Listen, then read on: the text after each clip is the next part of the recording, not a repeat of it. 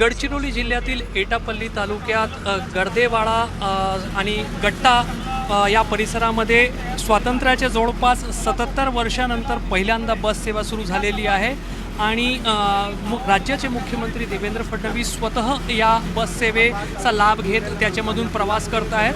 स्थानिक गावकरी जे आहेत ते मोठ्या प्रमाणावर त्यांच्यासोबत या बस सेवेमध्ये प्रवास करत आहेत। खरं पाहिलं तर या भागामध्ये रस्त्याची कनेक्टिव्हिटी नव्हती, पूल नव्हते आणि त्यामुळे या संपूर्ण भागामध्ये माओवाद्यांच्या दहशतीमुळे बस सेवा ही सुरू होऊ शकत नव्हती।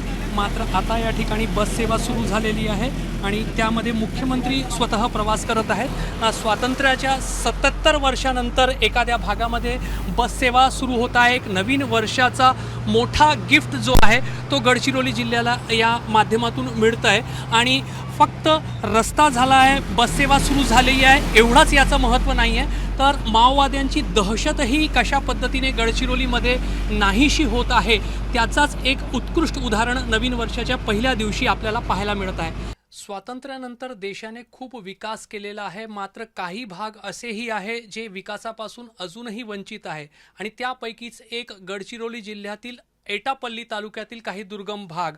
एटापल्ली तालुक्यात गट्टाच्या पुढे छत्तीसगड सीमेपर्यंत अनेक गावं आहेत, मात्र कुठलीही बस सेवा त्या भागामध्ये नव्हती, कारण त्या भागापर्यंत जाण्यासाठी चांगले रस्ते नव्हते आणि सोबतच माओवाद्यांची सतत भीती होती। मात्र आता गट्टाच्या पुढे गर्देवाडापर्यंत काही दिवसांपूर्वी बस सेवा सुरू करण्यात आली आणि आता गर्देवाडाच्या पुढे वांगेतुरी जो महाराष्ट्रामध्ये पोलिसांचा अखेरचा पोलीस मदत केंद्र आहे आणि त्याच्या पुढे छत्तीसगडची सीमा येते, या दुर्गम भागापर्यंत स्वातंत्र्यानंतर जवळपास 77 वर्षानंतर पहिल्यांदा बस सेवा सुरू होत आहे।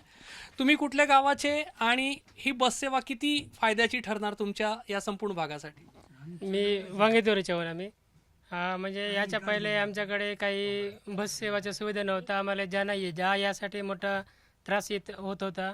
आता सुरू झाल्यामुळे आम्हाला पण छान होईल, आता पॉलिटिशन झाला आणि रोडही झाला, पुलाची पण उद्घाटन झाला असा आमचा म्हणणं आहे, बडे झाला म्हणून। याच्या पूर्वी येणं जाणं कसं करत होते? कोणी आजारी असेल, कोणाला तालुक्याला जायचं असेल, कसं पोहोचत होतात? म्हणजे मोठा मुश्किल होतं ते सर आम्हाला, म्हणजे वेळेवर ॲम्ब्युलन्स भेटत नव्हते, वेळेवर गाडी भेटत नव्हते आणि गाडी भेटला तरी आपल्या पावसाळ्यात पूल वगैरे नव्हतं म्हणून ज्यासाठी बघस तकलीफ होत होते सर। आता पूर्वी बस नव्हती, किती त्रास सहन करावा लागत होता?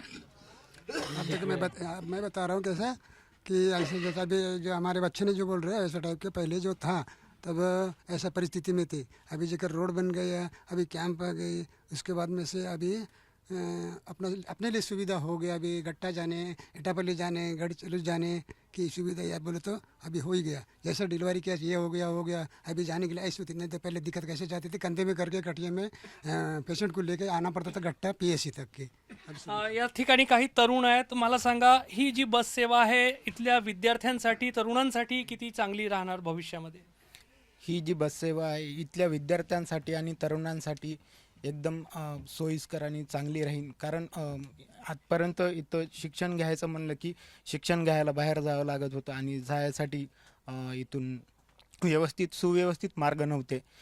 इथनं पुलिया नव्हता, ST महामंडळची MSRTCची बस नव्हती। आता ही बस आल्याने आम्हाला तेवढं चांगलं होईल। आधी जो एक भीतीचा वातावरण होता तो हळूहळू नाहीसा होत आहे आता, आणि हे जे सेवा जो सुरू होत आहे नागरिकांना विकासासाठी खूप फायदेशीर ठरते। अभी जो हो रहा है, जो पहले हमको नक्सल प्रभावित जो बोल रहे उसमें भी थोड़ा इसके लिए डर लग रहे थे, लेकिन अभी जो हम स्कूल जाने के लिए पहले साइकिल में जाते थे यहाँ से गट्टा एटापल्ली, अभी जो ये बस का सुविधा हो गया अभी, इसके लिए हम लोग के लिए बहुत अच्छा है। तुम्ही कुठपर्यंत शिकलेला आहात? 12वी पर्यंत। जर ही बस सेवा राहिली असती तर तुम्हाला या आणखी शिक्षण घेता आलं असतं? हो सर, बसचा सुविधा जर पहिलेपासून असे जर राहिले असती तर शिकवायला आम्हाला शाळेत जायला खूप छान झाली असते। आता सुविधा नव्हती म्हणून परिस्थितीनं तरी 10वी 12वी पर्यंत शिक्षण आम्ही घेतलो, सायकलनं किंवा पायी गट्ट्यावर येत होतो आम्ही वांगेतुरीवर। तर जवळपास स्वातंत्र्याला 77 वर्षांचा कालावधी उलटलेला आहे आणि पहिल्यांदा या भागामध्ये आज नवीन वर्षाच्या पहिल्याच दिवशी शासनाकडून पूलही दिला जात आहे, रस्त्याचीही एक भेट या भागातील लोकांना दिली जात आहे आणि सोबतच सर्वात महत्त्वाचा गट्टा आणि गर्देवाडाच्या पुढे आता वांगेतुरीपर्यंत म्हणजे महाराष्ट्र आणि छत्तीसगडच्या सीमेपर्यंत बस सेवा सुरू होत आहे. दिवसातून 2 फेऱ्या या बसच्या राहणार आहे आणि या बस सेवाच्या माध्यमातून या भागामध्ये खऱ्या अर्थानं विकास आणि दुसऱ्या जे काही सोयी आहेत ते नागरिकांना उपलब्ध होऊ शकतील. लोक जे आहेत ते तालुक्याच्या ठिकाणापर्यंत, जिल्ह्याच्या ठिकाणापर्यंत पोहोचू शकतील.